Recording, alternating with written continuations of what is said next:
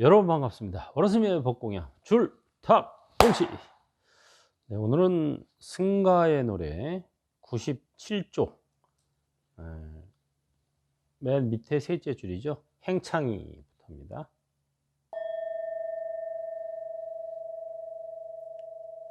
행창이 후련히 술에서 깨어난 듯이 깨닫고 개송을 말했다. 무상의 마음을 고수하기 때문에 부처님께서는 항상한 성품을 연설했으니 방편이란 것을 알지 못하는 이는 봄의 연못에서 조약돌만 만지는 것과 같네.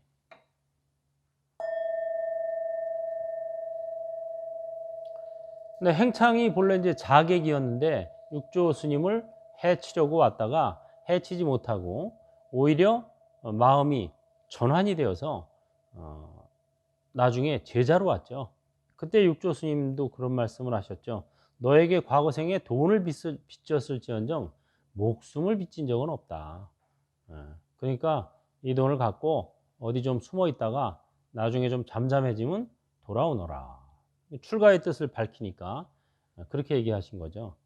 그래 뭐 자객 우리가 이제 살다 보면 뭐 나를 해코지 하는 사람도 만나고 진짜 자객만큼 나를 해코지 하는 사람이 어디 있어요? 나를 죽이려고 칼을 들고 들어왔는데 밤중에. 근데 그것도 사실은 다 연이 있다는 거예요.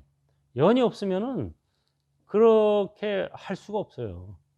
근데 다만 목숨을 죽인 적은 없는데 빚을 졌을지언정 목숨을 빚진 적은 없다.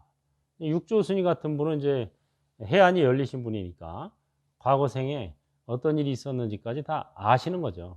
근데 중생들은 그거를 모르니까 무조건 그냥 원망하고 한탄하고만 하는데 사실은 무조건 원망하고 한탄할 일은 아닌 거죠. 지금의 뭐 예를 들어서 남편, 부인, 아이들, 뭐 부모님 만난 것도 다 과거생에 서로 연이 있기 때문에 이렇게 만난 거지 연이 없는 중생은 만날 수가 없어요.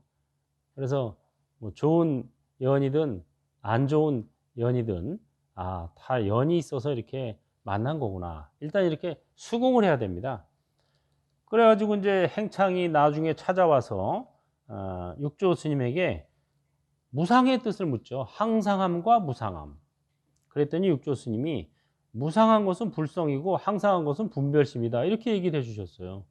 우리가 알고 있는 생각에 거꾸로 얘기한 거죠. 거꾸로. 지난번 말씀드린 것처럼 태양이 뜨고 지는 게 아니다라는 거예요.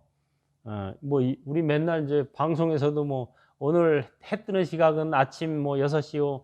해 지는 시각은 저녁 뭐 7시입니다. 이렇게 들으니까 이게 습관화되니까 이제 정말 해가 뜨고 지는 줄 알아요. 그걸 철석같이 믿어요. 그런데 알고 보면 해는 항상 그 자리에 있고 해는 항상 그 자리에 있고 지구가 해를 자전하면서 공전하고 있는 거예요. 지구가 돌고 있는 거지 해가 돌고 있는 게 아니에요. 해가 움직이는 게 아니고 지구가 움직이고 있는 거예요. 그것과 마찬가지로 이거 무상함과 항상함에 대해서 우리가 거꾸로 알고 있다 이거예요. 착각하고 있다. 자기 고집, 자기 고정관념이 굉장한 겁니다. 그래서 알고 보면은 변화하고 있는 몸과 마음이 불성이다 이거예요. 예?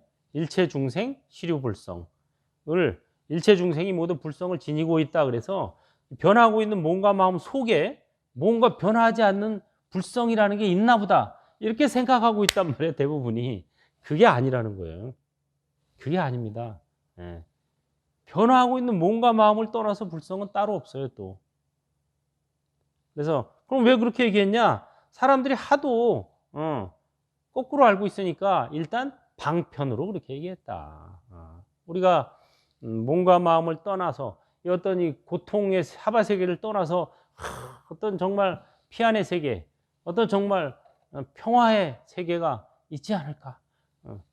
정말 변화하지 않는 세계, 영생이라는 게 영생이죠, 뭐 이제 항상함이라는 게 영생이 있지 않을까 이렇게 생각하는데 영생은 없다 이거예요. 태어났으면 죽어야 되는 거예요, 무조건. 그럼 영생하려면 어떻게 해야 돼요? 태어나지를 말았어야 되는 거예요. 영생은 없어요. 불생이 있을 수 있는 거지. 하지만 원생, 보살은 원에서 태어나는 겁니다. 그래서 이 대목은 쉽게 말하자면 여러분 우리들이 알고 있는 영생은 없다. 불생이 있을 뿐이다. 불생을 초월한 원생이 있을 뿐이다. 라고 하는 겁니다. 몸과 마음을 떠나서 불성이 따로 없다. 관찰자와 아바타는 둘이 아니다. 라고 하는 겁니다. 행불하세요.